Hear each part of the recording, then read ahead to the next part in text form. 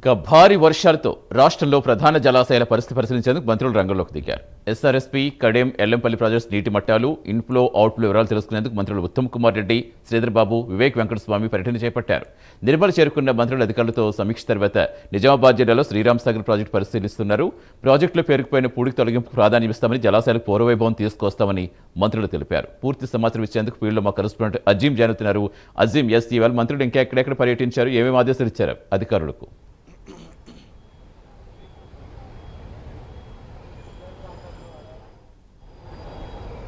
Hello hello hello Azeem,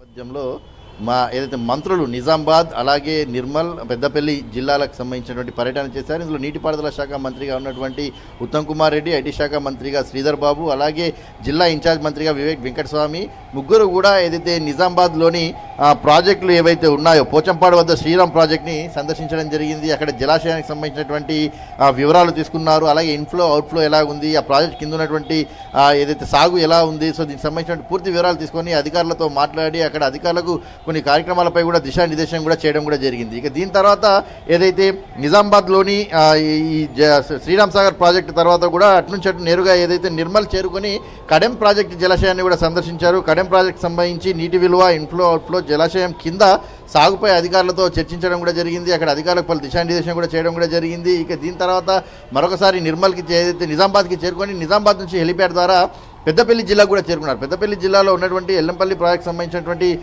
దానిపైన జలాశయాన్ని కూడా సందర్శించి అక్కడ పూర్తి వివరాలు తెలుసుకునేటువంటి ప్రయత్నం చేశారు. ఏదైతే ఎల్నినో వల్ల ఏదైతే ప్రాంతంలో తెలంగాణ రాష్ట్రంలో తీవ్రమైనటువంటి ఇబ్బందులు ఎదుర్కొన్నారు, వర్షాలు లేక చాలా రోజుల నుంచి కూడా ఏదైతే రైతులు ఇబ్బంది పడుతున్నారు, జలాశయాలన్నీ కూడా ఏదైతే పూర్తి స్థాయిలో కూడా నీళ్లు లేక కూడా ఏదైతే విలువెల్లాడాయి. సో ఈ నేపథ్యంలో గత 3 రోజుల నుంచి మాత్రం తెలంగాణలో భారీ వర్షాలు కురుస్తున్నాయి. సో ఈ నేపథ్యంలో అటు నిజామాబాద్లో ఉన్నటువంటి శ్రీరామ్ సాగర్ ప్రాజెక్ట్ కావచ్చు, నిర్మల్లో ఉన్నటువంటి కడెం ప్రాజెక్ట్ కావచ్చు, అలాగే పెద్దపల్లి ఎల్లంపల్లి ప్రాజెక్ట్ సంబంధించి ఏదైతే నీటి ఇన్ఫ్లో, అవుట్ఫ్లో రెండు కూడా ఏదైతే పెద్ద ఎత్తున కూడా ఏదైతే కొనసాగుతున్నాయి. సో ఈ నేపథ్యంలో దీనికి సంబంధించిన పూర్తిస్థాయి వివరాలు తెలుసుకున్నారు. ఉత్తమ్ కుమార్ రెడ్డి మీడియాతో కూడా అక్కడ మాట్లాడుతూ కొన్ని కామెంట్స్ కూడా చేశారు. ప్రాజెక్టుల పూడిక తీయడానికి ప్రాధాన్యత ఇవ్వాలి, అలాగే పూర్వవైభవం తీసుకొస్తామని చెప్పి కూడా ఏదైతే అక్కడ ఉన్నటువంటి ప్రజలను ఉద్దేశించి మాట్లాడుతూ కూడా హామీ ఇవ్వడం జరిగింది. త్వరలోనే ఎస్ఆర్ఎస్పీ ఆయకట్టు రైతులపై ఏదైతే దానికి సంబంధించిన అంశంపై కూడా ఏదైతే స్పష్టమైన ప్రకటన చేస్తామని చెప్పి కూడా నీటిపారుదల శాఖ మంత్రి ఉత్తమ్ కుమార్ రెడ్డి చెప్పడం జరిగింది. ఎల్లంపల్లి కట్టింది కాంగ్రెస్, మేమే కట్టామంటూ చెప్పుకోవడం విడ్డూరంగా ఉంది బీఆర్ఎస్ అని కూడా ఏదైతే కామెంట్స్ కూడా చేయడం జరిగింది. బీఆర్ఎస్ కట్టిన ప్రాజెక్టులు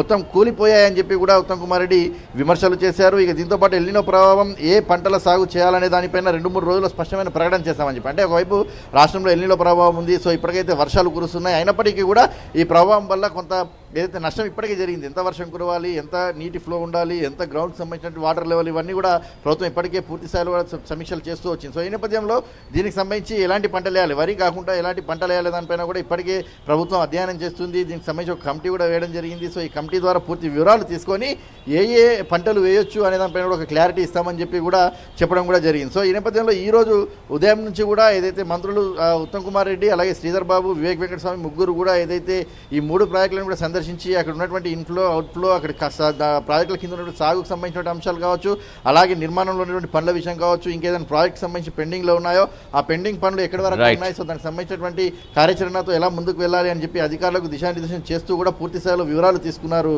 Satish, right, thank you Azeem.